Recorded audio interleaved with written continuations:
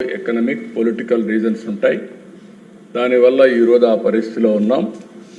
ఈరోజు మా బాధ్యత 2,60,995 నుంచి 4,67,790 5,42,905 రూపాయలు పర్ క్యాపిటల్ ఇన్కమ్ సాధించే బాధ్యత మాది.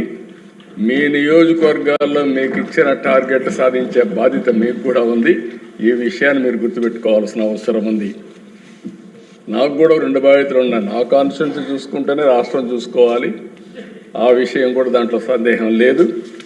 ఇది మీరు అక్కడి నుంచి నెక్స్ట్కి వెళ్తే 33-34కి 29 లక్షల నుంచి 57,21,610 కోట్లు, సిఏజిఆర్ 14.41, పర్ క్యాపిటా 10,55,356. అక్కడి నుంచి నెక్స్ట్ 38-39 పోతే 108,10,372 కోట్లు, 13.65. పర్ క్యాపిటా ఇన్కమ్ 19,78,903 రూపాయలు. అక్కడి నుంచి నెక్స్ట్ 43-44కి వెళ్తే ఒక 196,54,225 కోట్లు, 12.78 growth rate. Per capital income చూస్తే 35,33,732. అదే సమయంలో 47-48. ఎందుకంటే ప్రాధాన్యత భారతదేశానికి స్వాతంత్రం వచ్చింది 100 డేస్ అవుతుంది, 100 ఇయర్స్ అవుతుంది.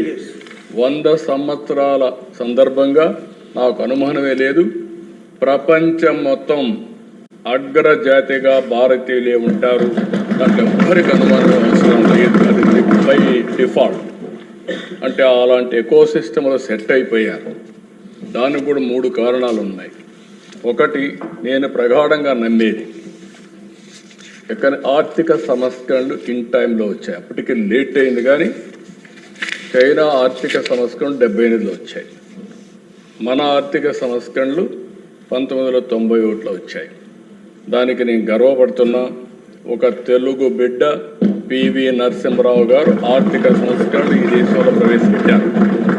దీనివల్ల దశ దిశ రెండూ మారాయి. అక్కడి నుంచి మీరు చూస్తే భారతదేశానికి biggest advantage technology. First mover advantage వచ్చింది. టెక్నాలజీ అడాప్ట్ చేసుకున్నారు. దాంట్లో నా రోలు కూడా 1% 0.5% ఉంది. దాన్ని నేను గర్వపడుతున్నా. అది కూడా చేయగలిగాం. మూడోది వచ్చే కొందికి విండ్ ఫాల్ గెయిన్గా డెమోగ్రఫిక్ డివిడెంట్ వచ్చింది. అంటే ఈరోజు ప్రపంచంలో ఏ దేశానికి పోయినా ఏజింగ్ ప్రాబ్లం ఉంది. అందులో ఎక్కువ మంది యంగ్స్టర్స్ ఉండే ఏకైక దేశం ప్రపంచంలో భారతదేశం. ఇది 47 వరకు కొనసాగుతుంది. అందుకే నేను చాలా స్పష్టంగా, ఎందుకంటే దానికి ఇంకొక విషయంలో కూడా మీరు చూస్తే నేను చాలాసార్లు చెప్పాను, సరైన సమయంలో దేశానికి సరైన నాయకుడు, రైట్ టైం రైట్ లీడర్, అది నరేంద్ర మోడీ గారని చెప్పి ఈ అసెంబ్లీ ఈరోజు కూడా చెప్తున్నా. ఒక రైట్ టైంలో మంచి లీడర్ వచ్చారు. ఇప్పుడు ఈ 2 కాంబినేషన్లో 2047కి భారతదేశం నెంబర్ 1 ఆర్ నెంబర్ 2గా ఉంటాం. దాంట్లో ఎవ్వరికి అనుమానం అవసరం లేదు. 2028కే భారతదేశం ప్రపంచ పెద్ద ఆర్థిక వ్యవస్థలో 3వ ఆర్థిక వ్యవస్థగా తయారవుతుంది. అయితే ఇక్కడ మీరు గుర్తుపెట్టుకోవాల్సింది, దేశం ప్రపంచం ఒక ఎత్తు అయితే మన రాష్ట్రం, మీ నియోజకవర్గం మనకు ముఖ్యం. మీకు ఓట్లేసిన ప్రజల్ని ఏ విధంగా ముందుకు తీసుకుపోతారనే విషయంలో మీకు ఒక స్పష్టత ఉండాలని మిమ్మల్ని కోరుతున్నా. అందుకని ఈరోజు మీరు చూసినప్పుడు ఇది చాలా స్పష్టంగా చాలామంది అంటున్నారు ఇది అసాధ్యమని. ఎప్పుడైనా సరే అసాధ్యమైనటువంటి టార్గెట్స్ పెట్టుకొని ఒక నాయకుడైన ముందుకు పోవాల్సిన అవసరం ఉంది. ఈ లక్ష్యాలను సాధించడానికి నాయకత్వాన్ని కూడా ఎక్కడికక్కడ మనం తయారు చేసుకోవాలి. దాన్ని తయారు చేసుకోవడానికి కూడా ఈ ప్రభుత్వం సిద్ధంగా ఉందని చెప్పి నేను మీకు తెలియజేస్తున్నా.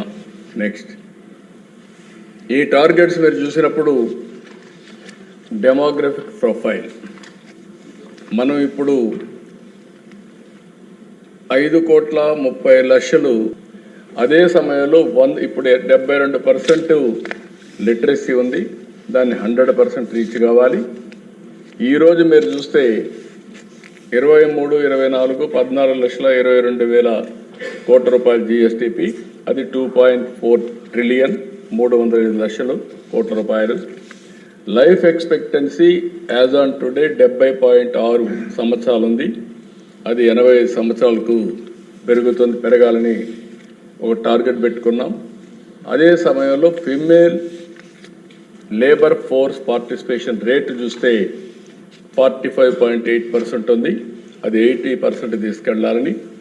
జెండర్ ఈక్విటీ ఒకటి, అదే మరిగా ప్రొడక్టివిటీ పెరగాలంటే ఓవరాల్గా డెవలప్మెంట్ కావాలంటే ఉమెన్ ఫోర్స్ని కూడా ఇన్వాల్వ్ చేయాల్సిన అవసరం ఉంది. వాళ్ళకు కూడా ఆ గుర్తింపు రావాలి, ఆ గౌరవం రావాలి. అందుకని చాలా స్పష్టంగా పెట్టుకున్నాం. ఇంకొక పక్కన ఏదైతే పర్ క్యాపిటల్ ఇన్కమ్ 55 లక్షలు, ఇంకొక చదువు ఉపయోగపడాలి. ఆ స్కిల్లింగ్ అనేది 6వ తరగతి నుంచే స్టార్ట్ చేయాలి. ఆవిడ నుంచి 6వ తరగతి నుంచి స్కిల్ స్టార్ట్ చేయాలి. ఈరోజు ప్రపంచంలోనే అవకాశాలు వస్తాయి. మన పిల్లలు దేశంలో ఉండే అవకాశాలు కానీ, స్థానికంగా ఉండే అవకాశాలు కానీ, ప్రపంచంలో ఉండే అవకాశాలని అందిపుచ్చుకునే స్కిల్స్ని మనం నేర్పించాల్సిన అవసరం ఉంది. దానికి నాంది పలుకుతామని చెప్పి కూడా నేను మీ అందరికీ తెలియజేస్తున్నా. లిటరసీ, గ్లోబల్ నాలెడ్జ్, చాలామంది ఇది కూడా మీరు గుర్తుపెట్టుకోవాల్సిన అవసరం ఉంది. ఇంగ్లీష్తోనే నాలెడ్జ్ వస్తుందని మాట్లాడే పరిస్థితికి వచ్చారు. ఇదే హౌస్లో నేను చూశాను. లాంగ్వేజ్ అనేది కమ్యూనికేషన్ మాత్రమే. లాంగ్వేజ్తో నాలెడ్జ్ రాదు. నాలెడ్జ్ వచ్చేది మాతృభాషలో చదువుకున్న వాళ్ళే. ఈరోజు ప్రపంచం మొత్తం ఎక్కడ రాణించినా మాతృభాషలో చదువుకున్న వాళ్ళే రాణించారు. చాలా ఈజీ టు లెర్న్. అలాంటిది ఈరోజు ఈ ప్రభుత్వం కూడా నేను చాలా స్పష్టంగా మీ అందరికీ చెప్తున్నా. లాంగ్వేజ్ అనేది ద్వేషించడానికి కాదు. ఈరోజు మనం ఇక్కడ మాతృభాష తెలుగు, హిందీ జాతీయ భాష, ఇంటర్నేషనల్ లాంగ్వేజ్ ఇంగ్లీష్. మన వాళ్ళు ఈరోజు వేరే దేశాలకు పోతున్నారు, జపాన్కి పోతున్నారు, జర్మనీకి వెళ్తున్నారు, లేదంటే ఇంకా కొన్ని దేశాలకు వెళ్తున్నారు.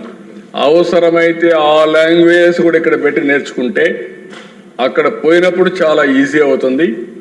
లైవ్లీహుడ్కి ఎన్ని లాంగ్వేజ్ కావాలని నేర్చుకుంటాం, మాతృభాషను మరిచిపోం. జాతీయ భాష నేర్చుకుంటే హిందీ కూడా ఢిల్లీకి పోయినప్పుడు ఫ్లూయెంట్గా వేరే వాళ్ళతో కూడా మాట్లాడే పరిస్థితికి వస్తుంది. కాబట్టి మీరందరూ గుర్తుపెట్టుకోవాల్సిన అవసరం ఉంది. లేనిపోని రాజకీయ